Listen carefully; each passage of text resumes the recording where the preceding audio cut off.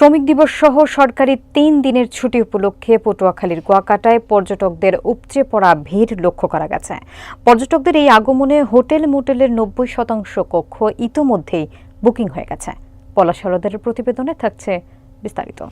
কুয়াকাটা সমুদ্র সৈকতে উৎসবমুখর পরিবেশ বিরাজ করছে। পর্যটকরা কেউ দল বেঁধে নোনা জলে স্নান করে আনন্দ উপভোগ করছেন, কেউ বা ঘোড়া, ওয়াটার বাইক কিংবা মোটর বাইক করে সৈকতের সৌন্দর্য উপভোগ করছেন। অনেকে আবার বেঞ্চে বসে ঢেউয়ের গর্জন আর সূর্যাস্তের নয়নাভিরাম দৃশ্য উপভোগ করছেন। ছুটির এই মৌসুমে স্থানীয় ব্যবসা প্রতিষ্ঠানগুলোর বিক্রিও বেড়েছে। পর্যটকদের নিরাপত্তায় ট্যুরিস্ট পুলিশ, থানা পুলিশ এবং নৌ পুলিশের তৎপরতা দেখা গেছে।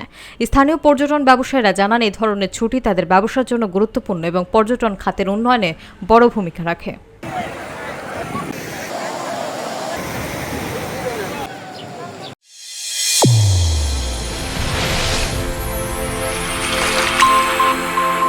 চ্যানেল A1 হৃদয়ের স্পন্দন।